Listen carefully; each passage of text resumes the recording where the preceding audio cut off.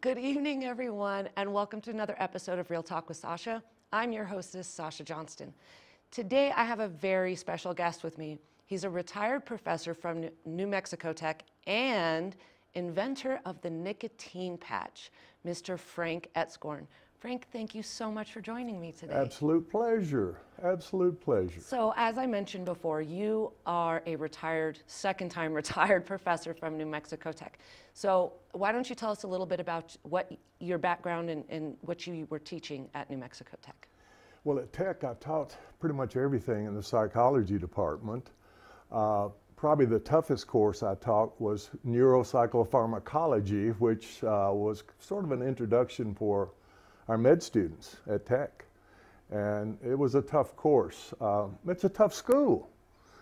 I couldn't have graduated from Tech. And that's the truth. It's a very difficult school. I did go to Peabody and Vanderbilt. And those were difficult schools, but they're nothing like Tech. You get a degree from Tech and you've really got something special. I mean, I had a student last semester that I taught, which was in the fall. And she was in biomechanical engineering, sat in the front row right in front of where I lectured. And I stopped the lecture one day and I said, "Young lady, why don't you teach this course, because you know a whole lot more than I'll ever know about this subject." And I think she could have done it. She's going to Stanford for her PhD. So how long did you teach at Tech? Well, I arrived there, Sherry and I arrived there in 1977, the spring, and getting there was difficult. We left Peabody Married Student Housing, and we'd packed the U-Haul truck and realized we had another room of furniture, so we had to unpack everything. And then we went through the biggest snowstorm that I could imagine. We skated through Memphis, Tennessee. And so we got to Tech in 1977, started teaching. I retired in 1992, I think, when the patch hit. I called my wife. She was working for Dr. Basker in Socorro. And I said, "Sherry, turn in your resignation now, right, quit right now." And so we stayed at Tech, I think, till about 1992. And I retired. We moved up to Wyoming and got a little property up there. I played rancher for a number of years. I know how to drive T-posts. I know how to do all those kinds of things, and I enjoy outdoor work. I like strenuous work. And the other strenuous work involved was trying to stay ahead of Tech students because they're so blamed smart. And Tech is a really great school for a lot of engineering Oh, programs. good God, mechanical engineering, electrical engineering, biomechanical engineering, astrophysics. We even have a course in the history of prejudice, Wow. which is really cool. I mean, we have the full spectrum. We've got art, explosive art we used to do. We blow up stuff. We've had Mythbusters there 3 times, I believe it is. And so, no, it's an exciting place. When I was at Peabody, we had a next door neighbor that was from Albuquerque, and this is in Nashville. We call it Nash Vegas is what we call it. I know. Yeah. And I won't say who coined that term, but he's sitting right here. Anyhow, I forgot where I was, and I do this. I used to have always in the front row a student. And your job is, when I don't know where I am, you tell me where I was, and that's their job. So I'm going to put that on you now. But no, we had a real good time at Tech. Going back to Married Student Housing, the kid from Albuquerque, I'd had a job offer at the Monell Chemical Census Center, a postdoc, which would have been fantastic. There's nothing like that place in the world. And I had another one at Cal Poly in San Luis Obispo, and I had another one, oh yeah, the Oregon Research Institute. And this guy next door, he says, "Man, you need to go to," I had an offer at New Mexico Tech too, and he said, "You need to go to New Mexico Tech because they're as crazy as you are." And I proved that time and time again. Yeah, I sure did. So tell our audience about the nicotine patch. You invented something that millions of people use every day, and it was completely by accident. Oh, it was a big foolish accident. Let me go back just a bit. My research ever since I was an undergraduate, and I did publish as an undergraduate, is called flavor aversion. It's called the Garcia effect now, after I need to stand up and take a bow for John Garcia. He's a hero of mine. Garcia came up with this notion right here. If I give an animal, human, rat, a novel flavor and wait hours, 5 or 6 hours, and make that animal somewhat nauseated, it will still hook that flavor up with the nausea, and it will avoid it for the rest of its life. And that's called flavor aversion. And that's what I did. I even used 70,000 volts as, as a flavor inducer, but we didn't have much going there. I've done every kind of, I haven't done the drugs, but I've used most every drug imaginable on rats in this particular model. I call it behavioral toxicology. Well, I found out, I mean, I can put an electrode in your brain and in the vomiting center, the chemoreceptor triggering zone of the area post-tremor of the medulla. I love saying that. It's abbreviated the CTA. And we could put an electrode in your CTA and you could press a button and vomit. That would really be cool, you know, on call, you know. So I was looking for the most potent stimulant of the vomiting center, and it turned out to be nicotine. So I got a big bottle. It was way too big. And I was shuffling through the lab one day and sort of tripped over a cable like this. And I poured it down my arm. And I was in a hurry to do something, and I just kind of wiped it. I had a short sleeve lab coat. And a few minutes later, I said, wow, I'm getting sicker than a dog. It feels like I've smoked a cigar and inhaled it. And I threw up for quite a while because I lost 12 to 15 pounds. Water was running off of me, and I couldn't ride my bicycle home. So I made me a pillow out of file folders in my office, and I plopped down there and I said, wow, this would be a great way to get nicotine into somebody without them smoking, chipping, or chewing or dipping. And that's how it came about. Wow. And then we tried it again, and the heart rate goes up to about 188. Mm-hmm. I thought I was going to pop blood out my ears. So I tried it again under controlled conditions. A couple of minutes to start throwing up again, and man, I replicated it perfectly. Well, what we wanted to do was mimic the dosimetry of a smoked cigarette. You take a puff, and it gets to your brain in about 8 seconds. Here, 14 seconds to get to the brain. So we wanted to get the nicotine in as fast as a smoked cigarette, and there's a reason for that, and we might get into that. So we got DMSO, a solvent that will transport morphine, anti-cancer drug. I put them all into the body through this. So I swabbed DMSO, dimethyl sulfoxide. Horse people might rub it on their horses' feet or knees if they're sore. Athletes used to do it. It gives you a garlic breath. I actually had a friend who was a semi-pro handball player who was using Bengay on his sore arms, and he put DMSO on. So essentially he was doing an IM injection of Bengay. He got kind of sick. So be careful with the DMSO. So we swabbed that over the carotid artery. The student, Linda Hagen from the Boot Hill of New Mexico, and this is a long time ago. She's an MD in Paris, France now. She said, we had 3 microliters drawn up. She said, Frank, you don't smoke. Let's push 2 of these out. 1 microliter, Nick, you can't see it. And she put that on my neck, and within 2 minutes, heart rate up to 188, I really started throwing up this time. In fact, it was so bad that I had her draw up a syringe of phenobarbital. I thought I was going into seizures, and didn't want to do that.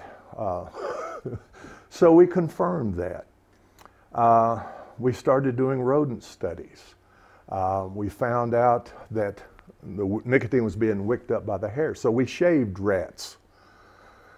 Don't shave your rat, because while you're shaving, they're chewing on you. So we decided to, I always make a joke out, we decided to use Nair. Oh, I can't even imagine the smell. So I walked into Safeway. The lady checking me out knew me, unfortunately. And I said, I'd like a case of Nair. And she said, what in the hell are you up to now? And We didn't dip them by the tail in a bucket of Nair. We put it right back here at the back of the neck where they can't groom it. Right. And so we put nicotine on like that. We did every kind of crazy thing. Well, Frank, I'm going to ask you to pause your story really quick so we can take a quick break. But when we come back, we're going to have you finish your story about putting Nair on rats. All right. We'll be right back. What is glamour? Frailty. What is desire? Diamonds. They say a life lived without passion is hardly worth living. Ma'am? Ma'am? Ma'am? Dang, this one made me feel all special. What is glamour? Frailty. High school sports are back. The 2018-19 season kicks off, and you could watch every ProView Network broadcast live on the NFHS network. Every moment, from every game, from every sport, including all NMAA state championships. Get your highly discounted monthly pass now. Go to ProViewNetworks.com and sign up. Watch New Mexico's best. Good evening, everyone. We're back on Real Talk with Sacha, and I'm with my guest, Frank S1 E9, inventor of the nicotine patch and former professor at New Mexico Tech. I should say retired, not former. Right. And he's telling us about how he invented the patch. And we just got to the part of his story where he's putting Nair on lab rats. So, Frank, finish telling us your story. You started putting Nair because shaving the rats was too hard and they kept trying to eat you while you were shaving them. Well, what we were doing, we were putting it on the back of their neck. It's a place that they can't groom, and we didn't want them to lick the nicotine in. It tastes horrible, by the way. I've tried it. I figured if I'm going to dose rats, I need to do it too. And one day I got in my office and lit up a big cigarette, and I said, well, it does make me sick still. And I played sports, so I didn't smoke. It was tough enough to get in shape. So we naired the rats. We shaved back here. That didn't work. It looked like the razor was kind of a stressor, that high frequency sound. It made them a little upset, and they started gnawing on us, and that wasn't much fun. So then we went to the Nair to try to move this spot. And when we did that, we found something kind of interesting. It takes the top layer of the skin off, it looks like. Right. And it made a tolerable dose of nicotine quite toxic after that. So we quit doing that and just did injections. We did dose response flavor version. Let me back up just a bit. You remember Pavlov. Mm-hmm. Ring the bell, meat powder, salivation. Pretty soon just the bell would elicit salivation. Well, Pavlov, the bell and the meat powder had to be separated by about a half a second. That's Pavlovian conditioning. What we've done in flavor version is take it out real far, way out there. And it's really neat. If I were to eat something novel right over there in that chair, and then 8 hours later I got sick, I'd hook it up to that novel flavor rather than the lunch I had at noon that's very familiar. So it has to be novel. Why can't I avert alcoholics? Well, tried it. Not me, but other researchers have. I give you, tequila and rum are two of the best for a novel, distinct flavor. I give you tequila to drink. 30 minutes later, I could hit you with X-ray overdose, drug injection. One of my favorites is lithium chloride. So I hit them with lithium chloride. And they become averted to the rum. But what do? Tequila's starting to look pretty good. So they generalize, they use something else. So it's a tough one to stop an alcoholic like that. We've done everything to poor alcoholics. We've shocked them, and it makes them so nervous they have to have a drink. We did that with cigarettes. You can have a cigarette, but you're going to get shocked. And what happens is it makes them so nervous that I got to get out here and have a cigarette, But cigarette smoking is very, very strange behavior. We can talk about a heroin addict. They might shoot up 2 or 3 times a day. A nicotine addict, on the other hand, if they smoke a pack a day, they're taking 72,000 hits a year. Each puff is a reinforcer. And when you take that puff, the sight of that cigarette becomes reinforcing. The smell of the cellophane undoing the pack can ring Pavlovian bells in your mind. So it's a real difficult habit to break. Now, my wife, when the patch came out, I told her she was either going to quit or it's the duct tape patch.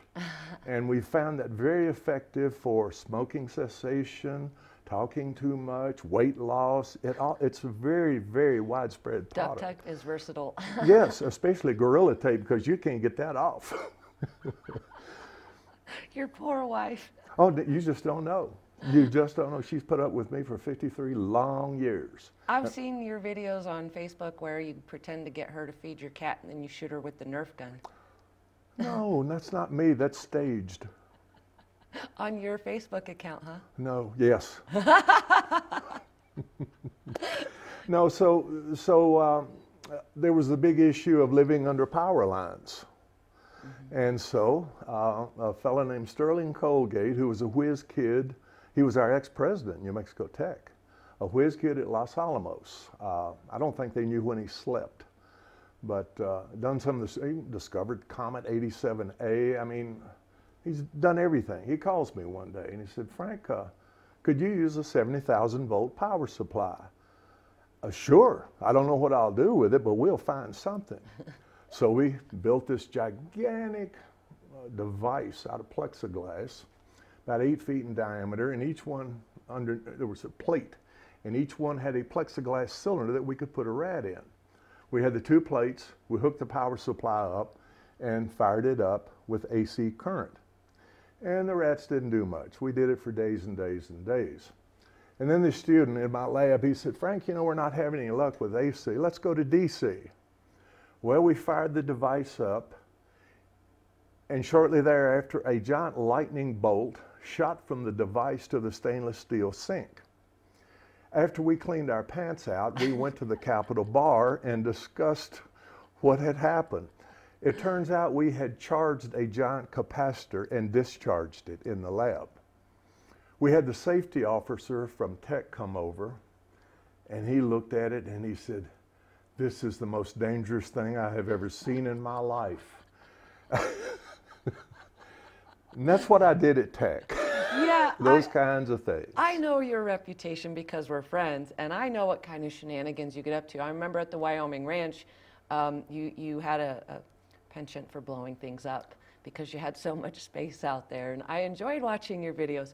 I couldn't imagine working at a school with you, and I'm sure that that safety officer earned every dollar of his salary with you at the campus. He did. He did. He monitored me, I think.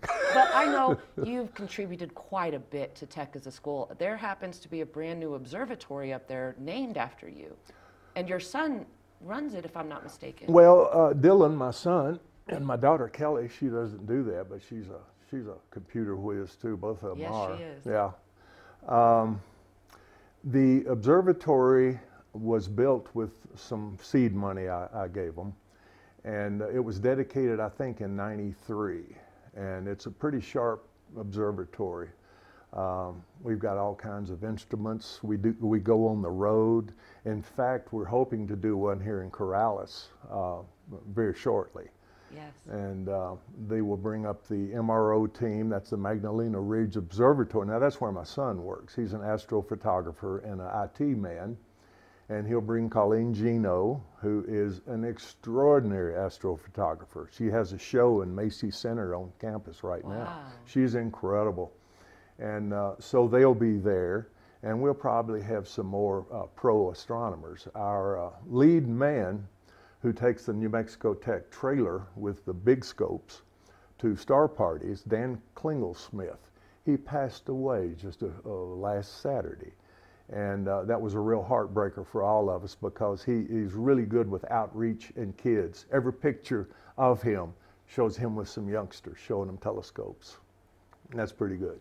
Well, I think that you're a great person to tell everyone how wonderful the school New Mexico Tech is because you spent so many years there. And I mean, I think you attempted to burn it down at least more than once. And Rumors. apparently you tried to electrocute several people Well, yeah. with 70,000 volts.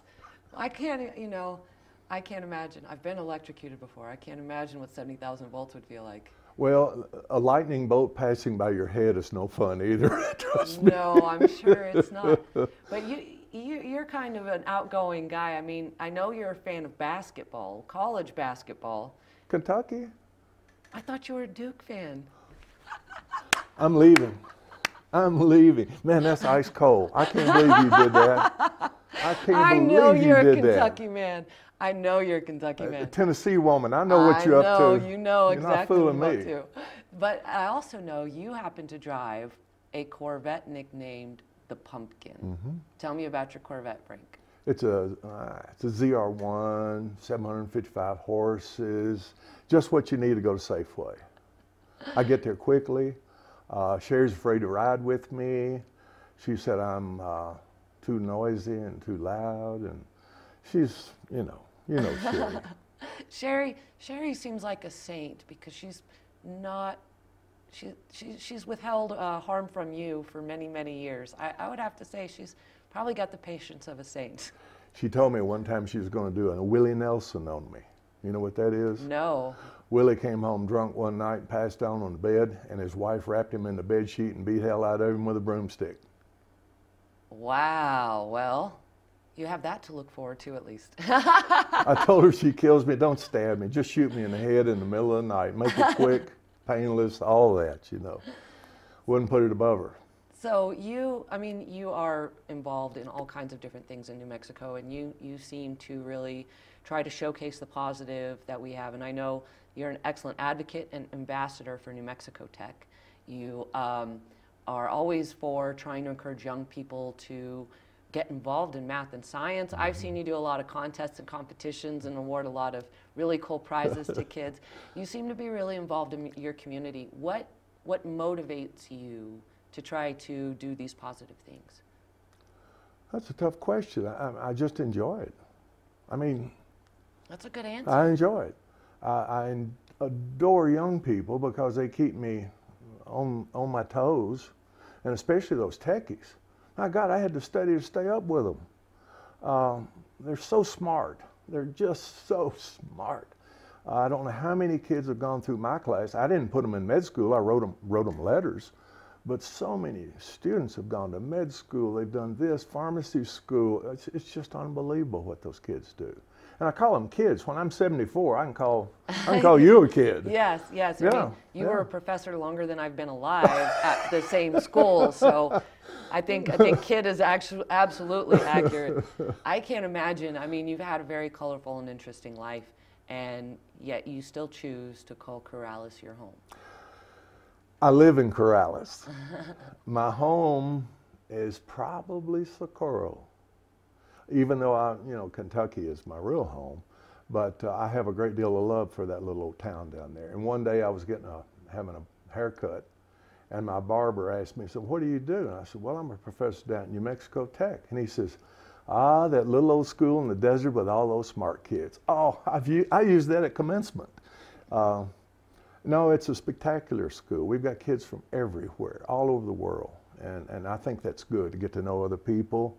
World's getting smaller, better learn to get along. Well, and even though you're retired, you seem to spend plenty of time down there. I know you still do guest professor spots, or whenever they ask you to come down and speak, you come down and do commencement or any other events that they ask you to do. I'll do anything but jump real high for tech. Is that going to cost them extra, or? No, I just can't jump high. I got that white man's disease. I can't get off the ground. Did you ever play basketball? A little bit, in yeah. college? Played a little bit of everything. Not college, Not no, college, no. High school, or? High school, wrestled, football, basketball. Golf was my sport. Golf and wrestling, I really enjoyed. But I played golf all my life until I was working at Youth Incorporated in Nashville, and they heard I was a golfer. And I hadn't played in a few years, and we went out and played, and I shot 2 under par, and they wouldn't let me play anymore, so I sold my clubs and hadn't played since. Yeah, you definitely try to advocate, is something I've noticed, for what's right, I should say. Best way I could think to put it. If you see something that's wrong, you definitely are a vocal person. Wow. You're not one of those people that can see something that's not right in the world and just walk past it and ignore it. That's right. And I actually respect that about you. I believe that in order for our world to get better, it takes people who notice something wrong to speak up and say something about it. So, But my mouth may get me killed. you know what? I think you got to worry more about Sherry than anything else. Got a point. Got a point. She's a dangerous little woman. And she lives with you. I know 24/7. She knows where you sleep. Yeah. But I know your kids have, you know, they're extremely brilliant people and very technically inclined, and they've gone on to do some pretty interesting things themselves. And both your kids went to tech, if I'm not mistaken? Kelly got 2 math degrees, a master's degree in combinatorics, I think it is. Don't ask me what that is because I don't have a clue. God made mathematicians to help people like me get through life. So she has the 2 degrees. She's a very successful search engine optimizer, loves what she's doing. My son, I think he was at Tech for a couple of semesters, then he got a degree in computer science, and he does the IT up at Magnolia Observatory. And that's his dream job. That's a pretty amazing place up there. Oh, I've gone back there out to the VLA, and when my daughter was much younger, I took her out there to see everything. And it's such pretty country, and there's nothing. So I'm sure that you know, the lack of light makes it wonderful stargazing. With a lack of electromagnetic energy, no, you know, Nothing interfering. Nothing interfering out there. And yeah, that's a remarkable place. But the MRO is going to blow that away when we get the interferometers up and running. Well, Frank, we're just about out of time, but I want to thank you so much for being my guest today. You are one of my favorite New Mexico residents, and I'm glad that I got to, you know, share some of your personality with the rest of the world out there, and they got to know a little bit about who you are. We've got Sandia, we've got Los Alamos, we've got New Mexico Tech. We got it all in this little old state. Yes, we do, and I love it here. I do too. Well, thank you so much, Frank, and thank all of you for joining us on Real Talk with Sasha, and we'll see you again next week. Thank you for having me.